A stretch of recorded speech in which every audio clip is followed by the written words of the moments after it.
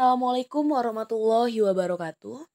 Kami dari kelompok 7 dengan tema bahasan strategi sustainability pada organisasi nirlaba. Dengan anggota kelompok Ega Putrina, Fiska Ranita Dewi, Panji Sastrawan, Kadek Dwi Mariadi, Anggara Fitra Maulana Hafiz, dan Maliki. Pada video learning ini, pertama-tama kita akan membahas terlebih dahulu apa itu organisasi nirlaba. Organisasi nirlaba merupakan organisasi sosial atau kemasyarakatan yang dibentuk secara sukarela oleh warga negara Indonesia bukan dari pemerintah, dengan tujuan utama mendukung atau terlibat aktif dalam berbagai aktivitas publik tanpa berorientasi mencari keuntungan. Organisasi nirlaba juga menjadi ujung tombak perubahan sosial melalui perubahan dari kepentingan pribadi menjadi kepentingan publik. Oleh karena itu, keberadaan organisasi nirlaba yang bisa bertahan serta mampu menjalankan visi dan misinya secara berkelanjutan sangat diperlukan oleh masyarakat. Faktor-faktor yang menjadi problem dalam sustainability organisasi nirlaba. Allison M. dan KJ 2004 menyebutkan pada umumnya ada 3 masalah sustainability yang dialami organisasi nirlaba, yaitu sumber dana, sumber daya manusia, dan pengelolaan keuangan. Yang pertama, sumber dana. Apabila organisasi nirlaba memiliki donatur yang kuat, hal ini tidaklah akan menjadi sebuah problem bagi keberlangsungan organisasi nirlaba. Namun, apabila dana-dana donatur tidak menutup operasional lembaga, maka hal yang perlu dilakukan adalah dengan mencari sumber keuangan lainnya. Kedua, sumber daya manusia.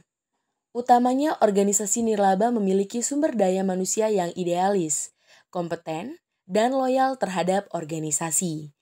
Hal ini menjadi problem karena pada umumnya keanggotaan atau sumber daya manusia yang tersedia didasarkan pada idealisme dan sukarela, bukan didasarkan pada pendapatan yang diterima dari organisasi.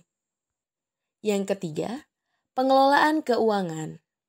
Hal ini menjadi problem terutama bila pengelolaan keuangan dilakukan dengan cara kekeluargaan, tanpa adanya pertanggungjawaban yang jelas. Dalam studi kasus organisasi KKASU di Bali, di sini dijelaskan beberapa faktor yang mempengaruhi sustainability organisasi.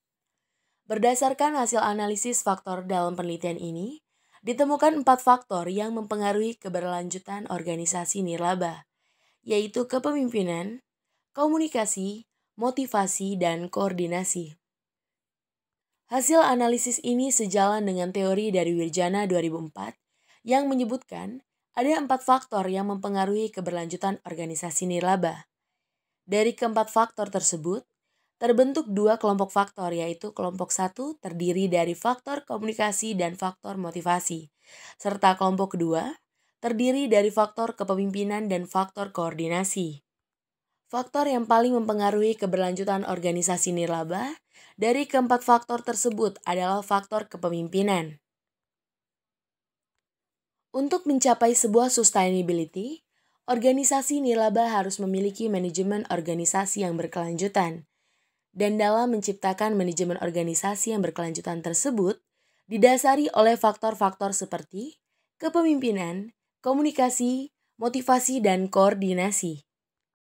1. Kepemimpinan adalah suatu proses menggerakkan orang-orang dalam suatu organisasi karena memiliki kekuasaan, kewibawaan, dan kemampuan agar bekerja dalam suasana moralitas yang tinggi, dengan penuh semangat serta dalam menyelesaikan pekerjaannya masing-masing sesuai dengan hasil yang diharapkan.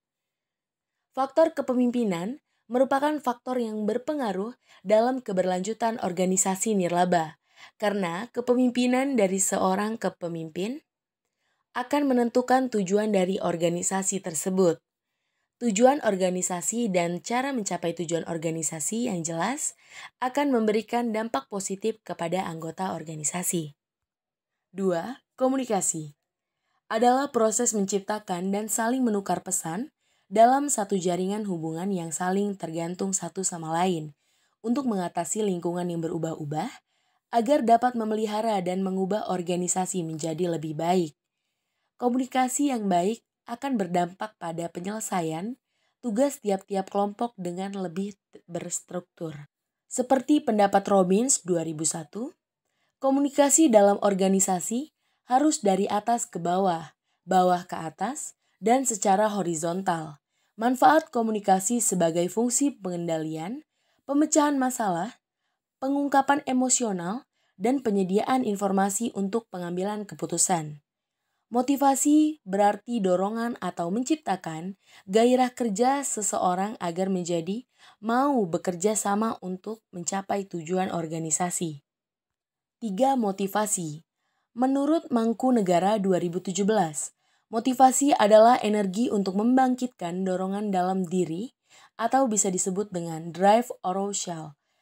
Dalam kehidupan berorganisasi, aspek motivasi harus mendapatkan perhatian serius dari para pemimpin demi meningkatkan partisipasi anggota serta mempermudah mencapai tujuan organisasi.